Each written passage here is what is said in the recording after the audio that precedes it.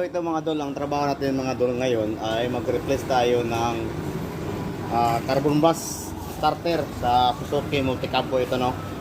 So P6A ito na mga dol, replace tayo ng carbon bus mga dol. So maliit na, oh. Ayan mga dol. So ang gagawin natin ito po yung carbon bus natin na i-replace, no. Apat po.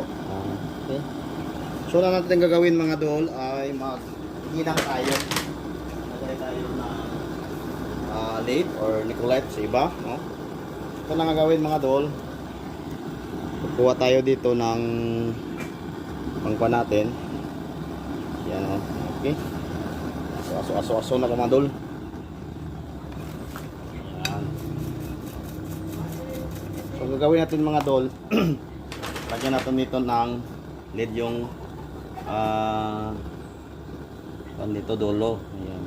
Para pag lagay natin sa ating field coil, so hindi nakita mga dol, ha.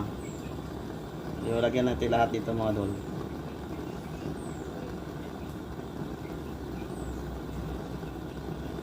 Ay. Yan. Okay. Katapos tingnan nyo sa likuran kung naka-abot ba yung carbon gas, no. Tignan natin ng linis-linis na lalagyan mga dol. Dito natin lagay. Yan. Ayan.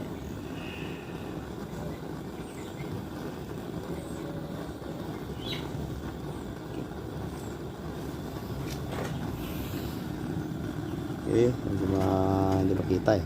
Ayan. So pagkatapos mga dol, ulitin nyo kung wala sa likuran. Ulitin lang, ayan. Okay.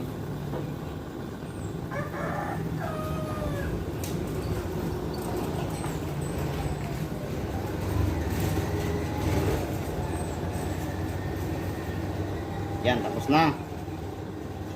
So next natin nga move mga dol ay ito.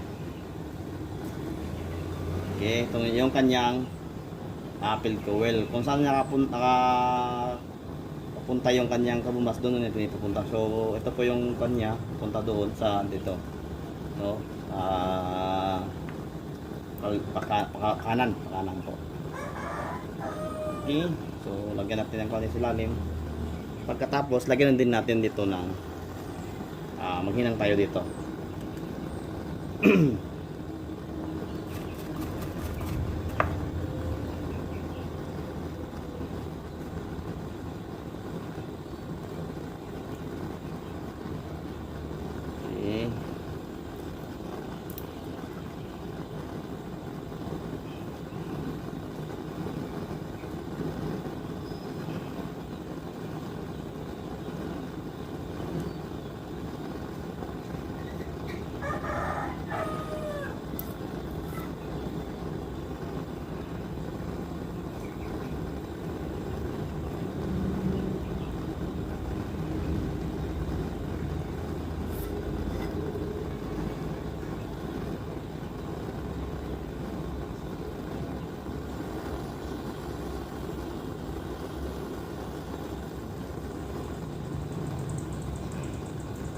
Yan.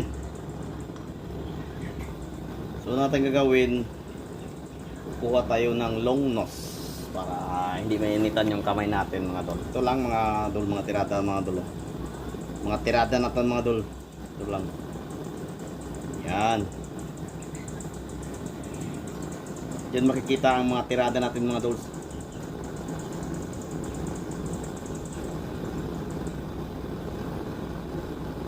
Ayan, oh. Tingnan nyo. Okay kayo dol.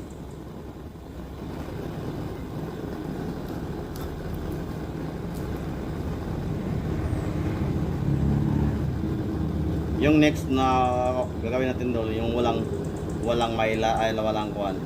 Putik spaghetti chow tawag diyan.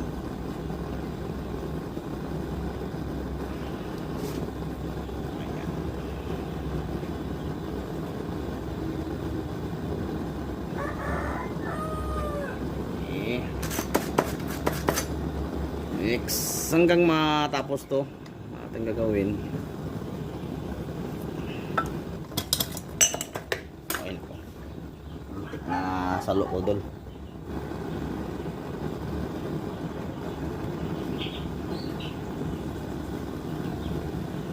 Tapos yung mayroon ng insulator or tinatawag namin sa amin dito na spaghetti tube. O, no? Tube to siya. Sa iba insulator ang tawag, sa amin iba tayo yung tinawagan eh. Hindi tayo magkapareho ng main pan dito.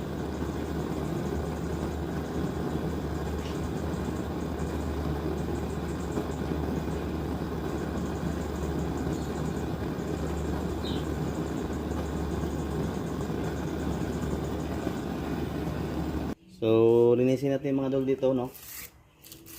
Linisin lang. Para makakuha tayo ng ground.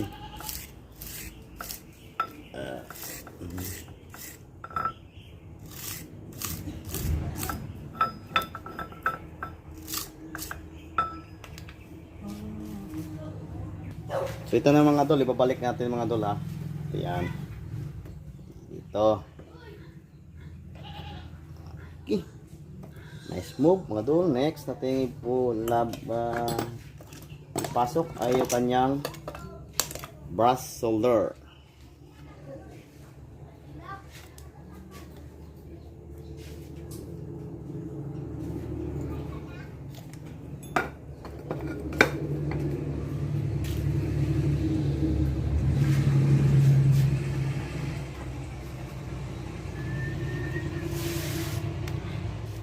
Okay.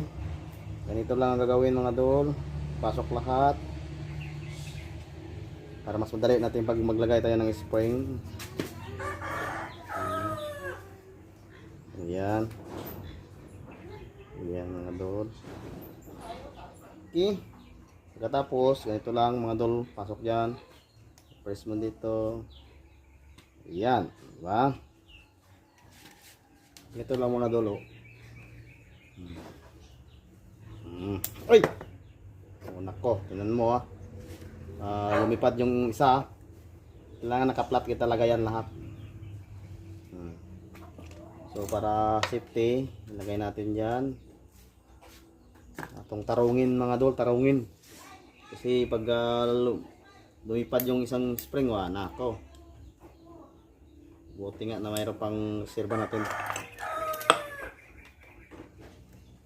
Okay. Yan. So, ito. Kuha tayo ng original spring.